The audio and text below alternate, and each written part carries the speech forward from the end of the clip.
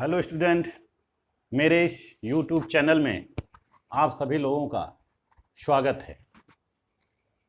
आज का विषय है भारत के संवैधानिक विकास की ऐतिहासिक पृष्ठभूमि।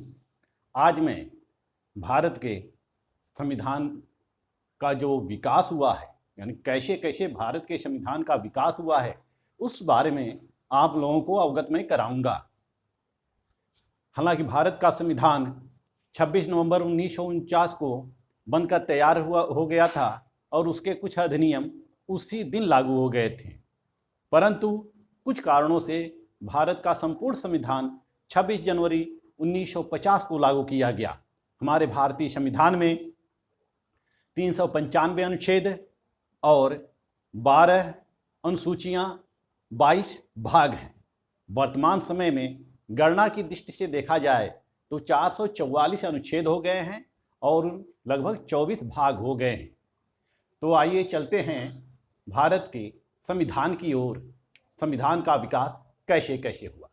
जैसा कि आप सभी लोग जानते हैं कि भारत को 16वीं सदी में सोने की चिड़िया कहा जाता था। भारत अपने सुख, समृद्धि, संपन्नता से इतना विख्यात था कि विश्व के अधिकांश देश भारत से व्यापार करने के लिए लालायित हुआ करते थे। भारत से व्यापार जो होता था विदेशों का, जैसे यूरोपीय कंट्रीज का और अरब का, वह 7वीं 8वीं शताब्दी से ही शुरू हो गया था। हमें ऐसा प्रमाण मिलता है कि 7वीं 8वीं शताब्दी से ही भारत में यूरोपीय और अरबवासी व्यापार करना प्रारंभ कर दिए थे। तो भारत का जो व्यापार यूरोप में होता था, यूरोप का एक देश है जिसको हम इटली कहते हैं। इटली के जो दो नगर थे, वेनिस और जनेवा, वेनिस और जनेवा, वेनिस और जनेवा, यह दो नगर अपने समृद्धि के लिए विख्यात थे। समृद्धि के लिए विख्यात क्यों थे? क्योंकि यहाँ के जो व्यापारी थे वो भारत से व्यापार करते थे। भारत का सारा कच्चा माल यहाँ पर सबसे पहले यूरोप के इन मंडियों में जाता था। यहाँ पे मंडी हुआ करती थी, वेनिस और जिनेवा, और इन मंडियों से पूरे यूरोप में माल वितरित होता था।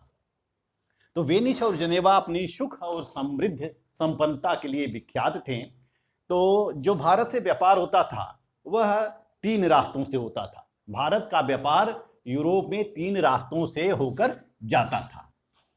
पहला जो रास्ता था वह भारत से कैस्पियन होते हुए, कैस्पियन सागर होते हुए, आक्सस सागर होते हुए, कैस्पियन सागर होते हुए, काला सागर होते हुए वह यूरोप जाता था। दूसरा मार्ग था वह सीरिया से, भारत से सीरिया होते हुए, भूमध्य सागर होते हुए यूरोप जाता था। तीसरा मार्ग जो था वह समुद्री था। भारत से वह माल मिस्र की नील नदी से होते हुए कहाँ जाता था? यूरोप में जाता था, यानी कि इटली में जाता था, वेनिस और जिनेवा जाता था। वहां से फिर पूरे देश में माल फिर वितरित होता था। यानी कि उस माल जो इटली और जिनेवा में जो माल इकट्ठा होता था, ये थोक मंडी थी, वहां से फिर माल अन्य देशों को जाता था। तो ऐसे में 3 रास्ते थे भारत से व्यापार करने के लिए। लेकिन 14वीं और 15वीं शताब्दी में, 14वीं 15वीं शताब्दी में यूरोप में तुर्कों का उदय हो गया। यूरोप में तुर्कों का उदय हो जाता है और इन तीनों मार्गों पर इन तुर्कों का कब्जा हो जाता है। तीनों मार्गों पर इन तुर्कों का कब्जा हो जाता है। ऐसे में अब यूरोपीय व्यापारियों को यह डर सताने लगता है कि ये तुर्क जो हैं यह हमारे माल को लूट लेंगे। यदि हम इन रास्तों से माल को लेकर आएंगे तो हमारा माल लूटा जाएगा। ऐसे में अब नए नए रास्तों की तलाश होने लगती है और इस तर्ज पर सबसे पहले पुर्तगाल के राजा इमैनुअल ने भारत से व्यापार करने के लिए नए रास्तों की खोज के लिए वास्को डी गामा, जो एक कुशल नाविक था, वास्को डी गामा को भारत भेजा। क्यों भेजा भारत? नए रास्तों की तलाश के लिए कि हम अपना व्यापारिक कार्य कैसे करेंगे। वास्को डी गामा दक्षिण अफ्रीका का चक्कर लगाते लगाते यह 1498 ईस्वी में भारत पहुंचता है। 1498 ईस्वी में भारत पहुंचता है और यह कालीकट पे पहुंचता है। कालीकट के राजा से वह संधि कर लेता है और फिर 1498 से भारत से व्यापार प्रारंभ हो जाता है। सबसे पहले पुर्तगालियों का व्यापार प्रारंभ होता है। यह स्थिति करीब 15वीं शताब्दी तक चलती रही। 15वीं शताब्दी तक चलती रही कि सबसे पहले पुर्तगालियों ने भारत से व्यापार करना शुरू कर दिया। उसके बाद 1500 ईस्वी में, सन 1500 ईस्वी के आसपास यह जो पुर्तगाल का भारत से व्यापार था, यह उसका व्यापारिक संबंध जोर शोर से चलने लगा। इसी के देखा देखी, अब पुर्तगाल की देखा देखी अन्य देश भी भारत से व्यापार करने के लिए लालायित होने लगते हैं। और इसके बाद इंग्लैंड भारत से व्यापार करने के लिए लालायित होता है। यह भी भारत के समृद्धता से परिचित होता है, क्योंकि भारत में प्रचुर संसाधन थे, प्राकृतिक संसाधन से भरपूर था। यहाँ कच्चा माल पर्याप्त मात्रा में उपलब्ध था। यह सारे व्यापारी कच्चे माल को ले जाते हैं और वो फिर तैयार करते हैं और तैयार करके ऊंचे दामों पर बेचते हैं। तो ऐसे में 1599 ईस्वी में लॉर्ड मेयर की अध्यक्षता में एक कमेटी गठित होती है। लॉर्ड मेयर एक कमेटी गठित होती है और यह कमेटी निर्णय लेती है। ये व्यापारियों की कमेटी होती है और ये सारे व्यापारी निर्णय लेते हैं कि भारत से व्यापार शुरू किया जाएगा। तो 1599 लॉर्ड मेयर की अध्यक्षता में एक कमेटी गठित होती है और वह कमेटी एक संगठन बनाती है, एक कंपनी बनाती है, जिसका नाम होता है British East India company. British East India company. और इस कंपनी को 31 दिसंबर 1600 ईस्वी में ब्रिटिश साम्राज्य की अनुमति मिल जाती है। इसको अनुमति मिल जाती है 31 दिसंबर 1600 ईस्वी में ये अनुमति इसको मिल जाती है। अब जब अनुमति इसको मिल जाती है तो यह भारत आते हैं व्यापार करने के लिए, लेकिन साथ साथ ये एक कंडीशन भी लेके आते हैं। इन्होंने ब्रिटिश साम्राज्य से नौसेना की भी मांग की थी। यह अपने साथ सैनिक भी, अपनी सुरक्षा के लिए अपने साथ सैनिक भी लाए थे। ऐसे में 31 दिसंबर 1600 ईस्वी में ये अनुमति मिल जाती है और 1600 ईस्वी में ईस्ट इंडिया कंपनी भारत में आ जाती है। भारत में यह आ जाती है, ईस्ट इंडिया कंपनी भारत में आ जाती है। जब ईस्ट इंडिया कंपनी भारत में आ जाती है तो ये भी व्यापार करने लगती है और सबसे पहले यह सूरत में अपनी व्यापारिक फैक्ट्री स्थापित करती है। सूरत के बाद मछलीपट्टनम, यमनयाही, मद्रास, कलकत्ता, मुंबई आदि नगरों में यह अपनी व्यापारिक फैक्ट्री स्थापित कर लेती है, भारत से व्यापार करने लगती है।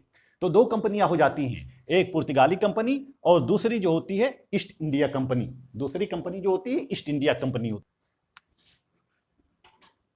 1600 में क्या आती है? ब्रिटिश ईस्ट इंडिया कंपनी आती है। 1498 पुर्तगाली आती है, पुर्तगाली कंपनी आती है। अब ब्रिटिश ईस्ट इंडिया कंपनी के तर्ज पर एक और देश भारत से व्यापार करने के लिए उत्साहित होता है, वह होता है हालैंड। सन 1602 में हालैंड की कंपनी भी भारत आती है। 1602 में हालैंड की कंपनी, जिसको हम डच ईस्ट इंडिया कंपनी कहते हैं, Dutch east India company Bharat आती है। यह भी भारत से व्यापारिक संबंध स्थापित कर लेती है, भारत से व्यापार करने लगती है। फिर तीसरी एक और कंपनी आती है 1664 में, फ्रांस की कंपनी आती है। 1664 में फ्रांस की कंपनी आती है, French east India company. French east India company, French east India company, यह कंपनी भारत में व्यापार करने के लिए आती है। अब भारत में जो व्यापार करने के लिए कंपनियां होती हैं वह 4 कंपनियां होती हैं। 4 कंपनियां भारत से व्यापार करना प्रारंभ कर देती हैं और सारा कच्चा माल ले लेके अपने देश जाती हैं और वहां पे तैयार करती हैं और भारत का काफ़ी आर्थिक शोषण भी करती हैं, आर्थिक दोहन भी करती हैं। जो कच्चे माल होते हैं कम दामों पे खरीदते हैं और इनको अपने देश में ऊंचे दामों पर बेचते हैं। 1615 यह जो ब्रिटिश ईस्ट इंडिया कंपनी होती है, यह 1615 में, उसमें भारत के सम्राट होते हैं जहांगीर। जहांगीर भारत के सम्राट होते हैं। जहांगीर भारत के सम्राट होते हैं। जहांगीर के दरबार में सर टॉमस रो जाते हैं। यह एक ब्रिटिश अधिकारी होते हैं, ब्रिटिश ईस्ट इंडिया कंपनी के अधिकारी होते हैं। सर टॉमस रो जाते हैं और इनसे अनुमति मांगते हैं। ये जो जहांगीर होते हैं यह अनुमति दे देते हैं, ब्रिटिश ईस्ट इंडिया कंपनी को अनुमति दे देते हैं व्यापार करने के लिए, और उसके बाद यह पूरे भारत में अपना व्यापार करने लगते हैं। हर जगह भारत में व्यापारिक फैक्ट्रियां स्थापित कर लेते हैं। व्यापारिक फैक्ट्रियां का तात्पर्य यह है कि यहाँ जो इनके जो ऑफिस होते थे, जो दफ्तर होते थे, यानी कि यह अपना दफ्तर बना लेते हैं और जहाँ पे यह कच्चा माल पूरा एकत्र करते हैं। तो इस तरह से यह करीब 1700 ईस्वी तक इनका व्यापार जोर शोर से चलता रहा। और ये जब भारत में आए थे तो केवल यहाँ व्यापारिक उद्देश्य के लिए आए थे। केवल ये भारत, इनका उद्देश्य था कि भारत से व्यापार करना, भारत से कच्चा माल खरीदना। परंतु भारत में कुछ ऐसी परिस्थितियां घटित होती हैं कि इनका जो व्यापारिक उद्देश्य होता है वह राजनीतिक उद्देश्य में बदल जाता है। सन 17वीं शताब्दी में भारत का सम्राट जो होता है, मुगल बादशाह जो होता है, वह औरंगजेब होता है। औरंगजेब की मृत्यु हो जाती है 1707 ईस्वी में। औरंगजेब की मृत्यु हो जाती है। औरंगजेब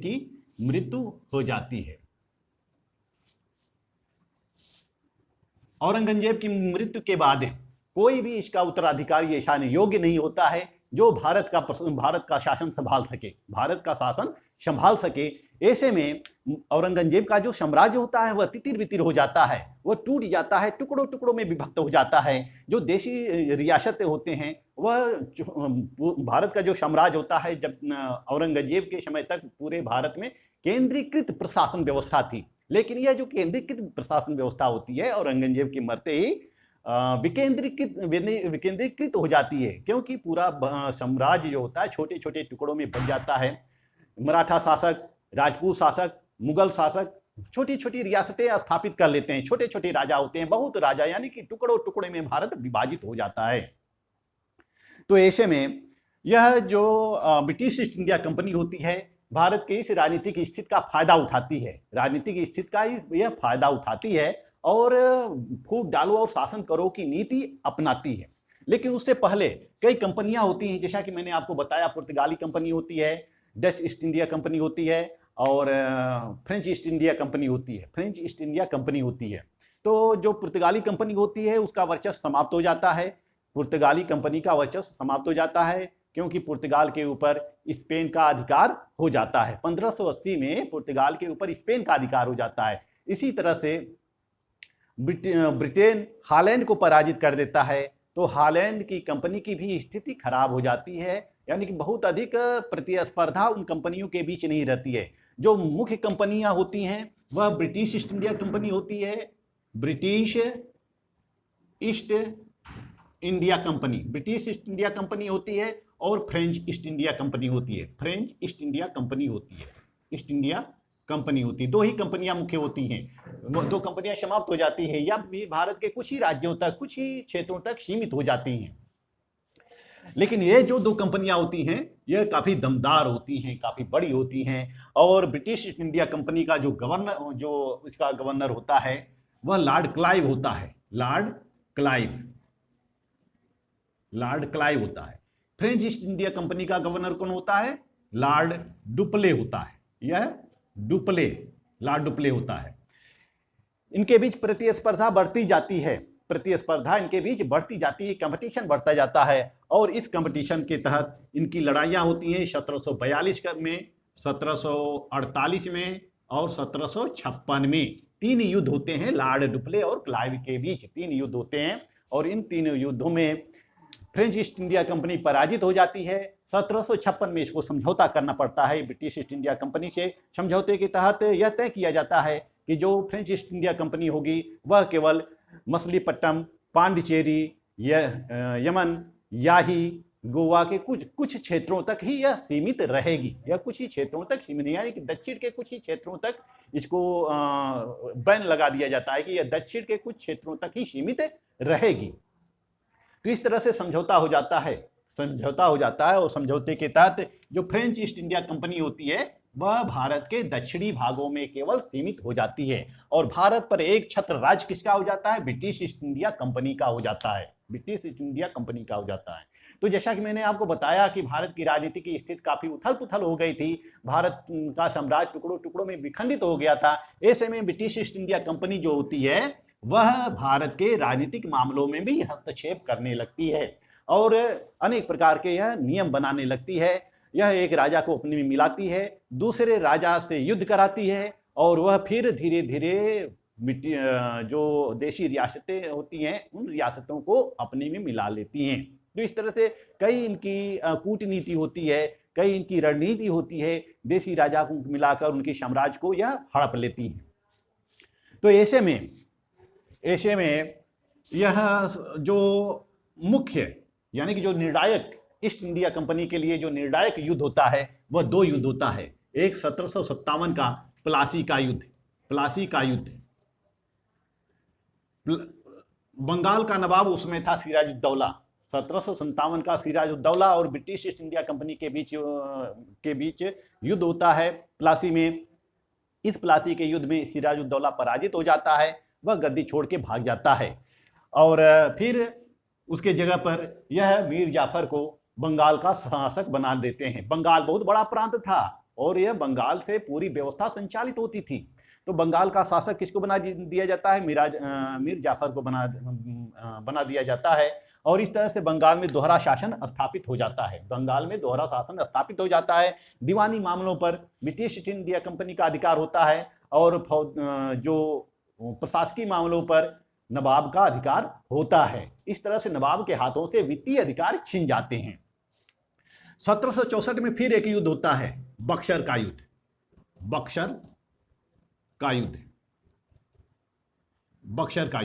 1764 में फिर एक युद्ध होता है, बक्सर का युद्ध।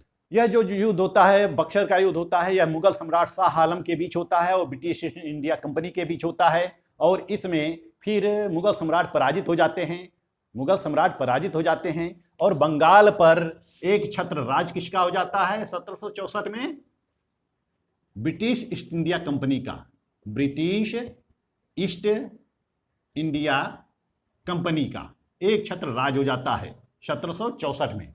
यानी कि 1765 से पूरा Bengal British East India Company के हाथों में आ जाता है, ब्रिटिश ईस्ट इंडिया कंपनी के हाथों में आ जाता है और बंगाल का प्रथम गवर्नर वारेन हेस्टिंग को बनाया जाता है। बंगाल का प्रथम गवर्नर वारेन हेस्टिंग को बनाया जाता है और वह गवर्नर पूरे बंगाल का प्रशासन करने लगता है।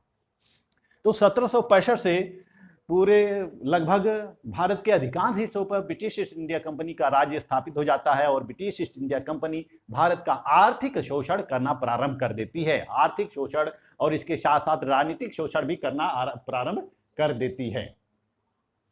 तो इस स्थिति में जैसा कि सर लुईस कहते हैं कि 1765 से 1772 तक कंपनी का शासन अत्यंत दूषित रहा और इतना दूषित रहा कि इसका कोई उदाहरण नहीं मिलता है। इतना दूषित रहा सर लुईस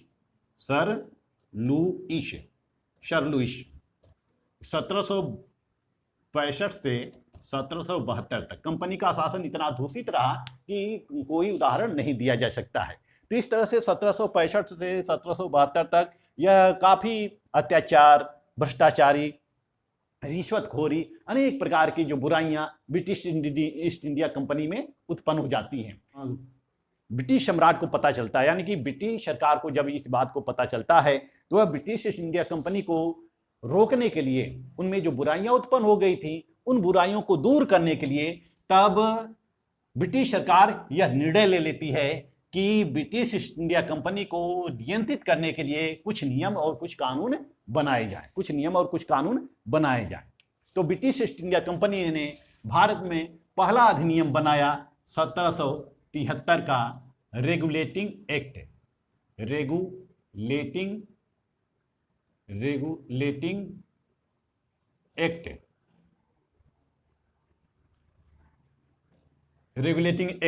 यह सबसे पहला अधिनियम बनता है भारत में। रेगुलेटिंग एक्ट भारत में कंपनी को प्रशासन करने के लिए, और इस एक्ट के तहत यह निर्णय लिया जाता है कि कंपनी को अब ब्रिटिश संसद के अधीन रहना होगा। कंपनी को अब किसके अधीन रहना होगा? ब्रिटिश संसद का। अब कंपनी मनमानी नहीं कर सकते हैं। कंपनी अब किसके अधीन रहेगी? ब्रिटिश संसद के अधीन रहेगी। 1773 में यह अधिनियम बनता है और इस अधिनियम के तहत यह व्यवस्था की जाती है कि उस समय 3 प्रेसिडेंसियां थी। बंगाल प्रेसिडेंसी, बंगाल प्रेसिडेंसी और Madras presidency, Mumbai presidency,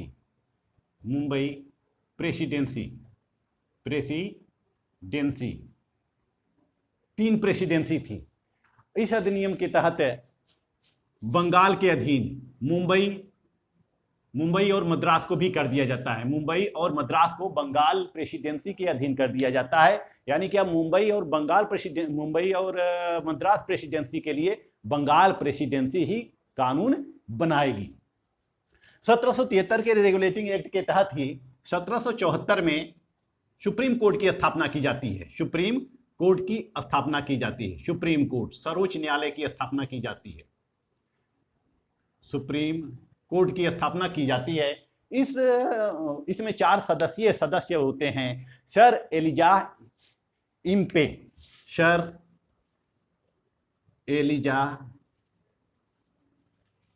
Elijah Impey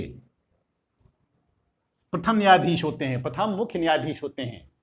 1774 में जो कलकत्ता में सर्वोच्च न्यायालय की स्थापना की गई, उस सर्वोच्च न्यायालय में सर एलिजाह इम्पे मुख्य न्यायाधीश, प्रथम मुख्य न्यायाधीश होते हैं और 3 और सदस्य होते हैं। 3 और सदस्य होते हैं। 1773 रेगुलेटिंग एक्ट के तहत क्या क्या प्रावधान किया जाता है? बंगाल के अधीन मद्रास और मुंबई प्रेसिडेंसी को कर दिया जाता है। दूसरा, कंपनी को ब्रिटिश संसद के नियंत्रण में रखा जाता है। तीसरा, 1774 में सुप्रीम कोर्ट की स्थापना की जाती है। 4 सदस्यीय सुप्रीम कोर्ट की स्थापना की जाती है और सर एलिजाह इम्पे मुख्य न्यायाधीश होते हैं, प्रथम मुख्य न्यायाधीश होते हैं। 1773 के पश्चात फिर कंपनी को नियंत्रित कर, समय समय पर ब्रिटिश संसद जो है कंपनी को नियंत्रित करती रहती है। कंपनी में जैसे जैसे कमियां आती हैं, उन कमियों और बुराइयों को दूर करने के लिए समय समय पर कानून बनाती रहती है। फिर 1781 में एक और अधिनियम बनाया गया। 1781 में एक और अधिनियम बनाया गया, act of settlement. Act of settlement, act of settlement, act of settlement बनाया गया। इसके तहत कलकत्ता की सरकार को बंगाल, बिहार और उड़ीसा के लिए भी विधि बनाने का अधिकार दे दिया गया। यानी कि जो बिहार प्रांत था, उड़ीसा प्रांत थी और बंगाल तो था ही, यानी कि बंगाल, उड़ीसा और बिहार के लिए विधि बनाने का अधिकार प्राप्त हो गया। किसको? बंगाल सरकार को, कलकत्ता सरकार को। इसके पश्चात एक और अधिनियम बनता है 1784 का, पिट्स इंडिया एक्ट, जिसको हम कहते हैं पिट्स इंडिया एक्ट 1784 में बनता है। इसके तहत कुछ विशेष प्रावधान दिए गए, इसके तहत कुछ विशेष प्रावधान किए गए। जैसे जो उस समय गवर्नर था, यानी कि जो बंगाल का गवर्नर जनरल था, उसको प्रांतीय सरकारों को भंग करने का अधिकार दे दिया गया। प्रांतीय सरकारों को भंग करने का अधिकार दे दिया गया। और जो विभिन्न ब्रिटिश ईस्ट इंडिया के कर्मचारी थे, उन पर उपहार लेने का प्रतिबंध लगा दिया गया। ब्रिटिश ईस्ट इंडिया कंपनी के जो अधिकारी थे, अब किसी से उपहार नहीं ले सकते थे, तो 1784 में एक प्रावधान किया गया कि जो बंगाल का गवर्नर जनरल था, उसको प्रांतीय सरकारों को भंग करने का अधिकार दे दिया गया। कर्मचारियों को, ब्रिटिश ईस्ट इंडिया कंपनी के कर्मचारियों को उपहार लेने पर प्रतिबंध लगा दिया गया। इसके पश्चात 1786 का एक और अधिनियम बना। 1786 का एक और अधिनियम बना 1786 में। इस अधिनियम के तहत गवर्नर जनरल को विशेष परिस्थिति में परिषद के निर्णय को निरस्त करने का अधिकार दे दिया गया। यानी कि जो गवर्नर जनरल होता था, उसकी एक परिषद होती थी, एक काउंसिल होती थी, वो काउंसिल के निर्णयों के आधार पर काम करता था। लेकिन 1786 में जो अधिनियम बना, 1786 में जो अधिनियम बना, इस अधिनियम के तहत गवर्नर जनरल को कुछ विवेकाधिकार प्रदान किए गए। विवेकाधिकार प्रदान किए गए। इस विवेकाधिकार के तहत यह गवर्नर जनरल परिषद के निर्णयों को अस्वीकृत कर सकता था। फिर 1793 में अधिनियम आया। 1793 में ब्रिटिश सरकार ने एक नया अधिनियम बनाया। इस अधिनियम के तहत बोर्ड ऑफ कंट्रोल यानी कि ईस्ट इंडिया कंपनी को संचालित करने के लिए दो निकाय थी, एक बोर्ड ऑफ डायरेक्टर्स, एक board of control. Board of director और बोर्ड ऑफ कंट्रोल। तो जो बोर्ड ऑफ कंट्रोल थे उनके सदस्यों को वेतन जो दिया जाता था वह ब्रिटिश सरकार के द्वारा ही दिया जाता था। लेकिन 1793 में एक अधिनियम बनाकर इनको भारतीय राजस्व से वेतन देना सुनिश्चित कर दिया गया। किसको? बोर्ड ऑफ कंट्रोल को भारतीय राजस्व से वेतन देना सुनिश्चित कर दिया गया। और कानून की व्याख्या करने का अधिकार, कानून को लागू करने का अधिकार सुप्रीम कोर्ट को दे दिया गया, यानी कि सर्वोच्च न्यायालय को सौंप दिया गया कि वह कानून की व्याख्या करे और कानून को क्रियान्वित कराए। विधि का शासन सुनिश्चित कर दिया गया। 1793 के बाद 1813 में फिर एक अधिनियम बना। 1813 में फिर एक अधिनियम बनाया गया। इस अधिनियम के तहत इसमें एक महत्वपूर्ण तथ्य जोड़े गए, जैसे कि पहला, ईसाई मिशनरियों को भारत में धर्म प्रचार की खुली छूट दे दी गई। किसके तहत? 1813 के, यानी कि मिशनरियों के लिए विशेष प्रावधान किए गए। मिशनरी के लिए विशेष प्रावधान किए गए। मिशनरियों के लिए धर्म प्रचार की छूट दे दी गई। और कंपनी के जो व्यापारिक अधिकार था, कंपनी जो ब्रिटिश ईस्ट इंडिया कंपनी थी उसका भारत पर व्यापारिक अधिकार प्राप्त था। उसके अलावा कोई भी भारत से व्यापार नहीं कर सकता था। लेकिन 1813 के अधिनियम के तहत कंपनी के व्यापारिक एकाधिकार को समाप्त करके सभी ब्रिटिश जनों के लिए भारत से व्यापार करने के रास्ते खोल दिए गए, सिवाय चाय और चीन के साथ। यानी कि चाय और चीन के साथ ब्रिटिश ईस्ट इंडिया कंपनी का जो व्यापारिक एकाधिकार था वह बना रहा। और इसके अलावा यानी कि व्यापारिक एकाधिकार समाप्त किया गया। व्यापारिक एकाधिकार समाप्त किया गया, सिवाय चाय और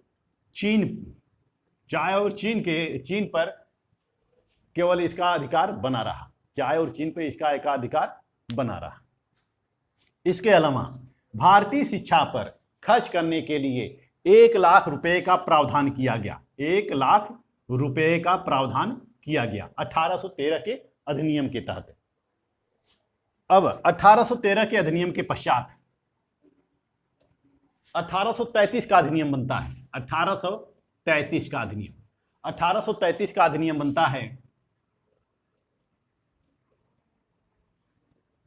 1833 का अधिनियम बनता है। इस 1833 के अधिनियम के तहत 1833 के अधिनियम के तहत कंपनी के साम्राज्य में वृद्धि हो गई, यानी कि कंपनी को अत्यधिक सुविधाएं दी गई, अत्यधिक अधिकार दिए गए। अतः कंपनी के साम्राज्य में वृद्धि हो गई। कंपनी के साम्राज्य में वृद्धि हो गई। कंपनी के साम्राज्य में वृद्धि हो गई। और इसके तहत बंगाल के गवर्नर जनरल को संपूर्ण भारत का गवर्नर जनरल बना दिया गया। भारत का गवर्नर जनरल बना दिया गया। जो बंगाल का भारत का गवर्नर जनरल बना दिया गया। बंगाल के गवर्नर जनरल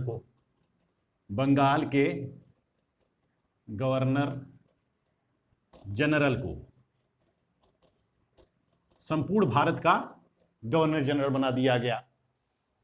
इस अधिनियम के द्वारा एक विधि आयोग का गठन किया गया। इस अधिनियम के द्वारा एक विधि आयोग का गठन किया गया। प्रथम विधि आयोग का गठन 1833 प्रथम विधि आयोग का गठन किया गया। प्रथम विधि आयोग कब किया गया? 1833 के अधिनियम के तहत प्रथम विधि आयोग का गठन किया गया और लॉर्ड मैकाले को इसका अध्यक्ष बनाया गया। विधि आयोग का अध्यक्ष कौन था? Lord Macaulay. और आज भी लॉर्ड मैकाले ने एक दंड संहिता का प्रारूप तैयार किया और वही दंड संहिता आज भी चली आ रही है। हमारी जो न्याय व्यवस्था है वह लॉर्ड मैकाले के प्रारूप पर ही आधारित है। तो इस तरह से 1833 के अधिनियम के द्वारा कुछ महत्वपूर्ण परिवर्तन हुए भारतीय राजनीतिक व्यवस्था में। कुछ महत्वपूर्ण परिवर्तन हुए। 1833 की व्यवस्था के बाद 1858 का अधिनियम आता है। 1858 का भारतीय शासन अधिनियम, भारतीय शासन अधिनियम, भारतीय शासन अधिनियम आता है 1858 का। लेकिन 1858 के पहले कुछ भारत में घटित होता है, भारत में घटित होता है। वह क्या, वह कौन सी घटना होती है? 1857 का विद्रोह, यानी कि जिसको हम प्रथम स्वतंत्रता संग्राम के नाम से जानते हैं, प्रथम स्वतंत्रता संग्राम के नाम से जानते हैं। 1857 तक आते आते कंपनी का शासन इतना दूषित हो गया था और इतना भ्रष्टाचारी हो गया था, इतना रिश्वतखोरी हो गया था, इतना अत्याचारी हो गए थे कि भारत में ब्रिटिश ईस्ट इंडिया कंपनी के प्रति व्यापक पैमाने पर असंतोष उभर रहा था। यह नागरिक असंतोष था, राजनीतिक असंतोष था, सैनिक असंतोष था और सामाजिक असंतोष था। कई क्षेत्रों में ब्रिटिश ईस्ट इंडिया कंपनी का असंतोष बढ़ता ही जा रहा था। जब 1857 तक आते आते यह असंतोष असह्य हो गया, असहनीय हो गया, तो ऐसे में एक क्रांति की ज्वाला फूटती है। वह क्रांति की ज्वाला 10 मई 1857 को फूटती है, 10 मई 1857 को फूटती है। सबसे पहले सैनिक विद्रोह होता है, सैनिक विद्रोह होता है और इस विद्रोह का सबसे पहला अगुवा होता है मंगल पांडे। मंगल पांडे सबसे पहला अगुवा होता है। इसने अपने मेजर सार्जेंट को गोली से उड़ा दिया और उसके बाद पूरी बटालियन भंग कर दी गई। भंग करने के पश्चात सारे सैनिक इकट्ठा होते हैं और दिल्ली के लाल किले पे पहुंच जाते हैं और उसमें बहादुर शाह जफर को नवाब से अपदस्थ कर दिया गया था, उसको सम्राट से अपदस्थ कर दिया गया था, उसको पेंशन दिया जा रहा था, उसको अपना राजा चुनते हैं और पूरे दिल्ली पे पूरे दिल्ली पर अपना कब्जा कर लेते हैं। यह जो सैनिक होते हैं, भारतीय सैनिक होते हैं, यह कब्जा कर लेते हैं। ऐसे में यह जो राजनीतिक विद्रोह होता है करीब पूरे अवध में फैल जाता है। जैसे रुहेलखंड के शासक खान बहादुर खां अपने 40,000 सैनिक लेकर ब्रिटिश ईस्ट इंडिया कंपनी से युद्ध करते हैं। झांसी में Maharani Lakshmibai British East India Company से उन्होंने युद्ध किया, उन्होंने लोहा लिया। फैजाबाद में मौलवी अहमद शाह, कानपुर में नाना साहब, तात्या टोपे इत्यादि, इलाहाबाद, बनारस, विभिन्न क्षेत्रों में यह क्रांतियां होने लगती हैं। लेकिन यह क्रांतियां शीघ्र ही समाप्त हो जाती हैं, क्योंकि इनके पास जो भारतीय सैनिक थे या भारतीय राजा थे या भारतीय क्रांतिकारी थे, इनके पास एक संगठित नेतृत्व का अभाव होता है, संसाधन का अभाव होता है। ब्रिटिश ईस्ट इंडिया कंपनी जल्द ही पूरे अवध पर अपना अधिकार स्थापित कर देती है। जब स्थापित कर लेती है तो ब्रिटिश ईस्ट इंडिया कंपनी के करतूतों का पता चलता है, ब्रिटिश संसद को पता चलता है इसकी करतूतों का। तो ब्रिटिश संसद जो होती है, यानी कि बरतानिया हुकूमत या जिसको हम कहते हैं ब्रिटिश सरकार, अब क्या करती है, वह ये समझ लेती है कि अब British East India company Bharat में शासन करना उसका मुश्किल है। उसने पूरे भारत को अपने अधिकार में ले लिया है और उस 1858 में एक अधिनियम बनाती है जिसको हम भारतीय शासन अधिनियम कहते हैं।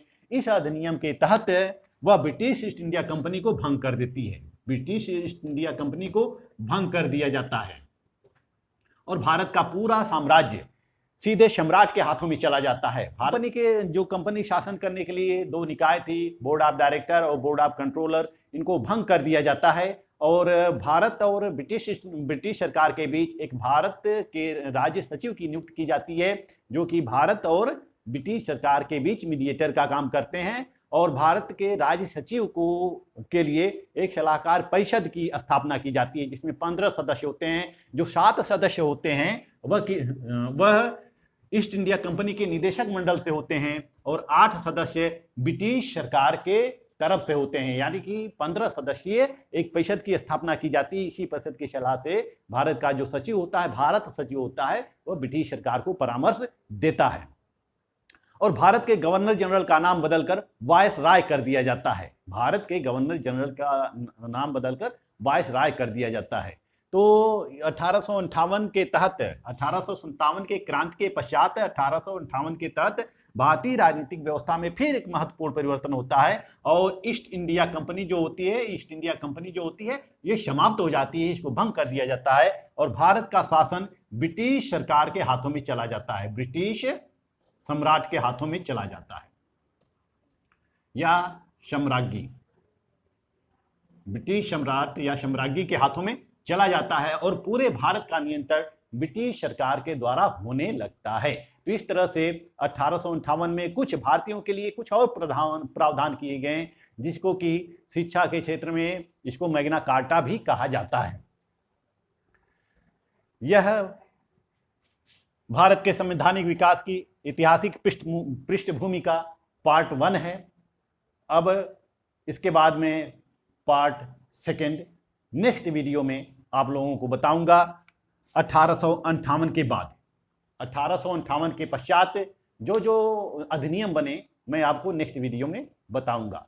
तब तक के लिए धन्यवाद।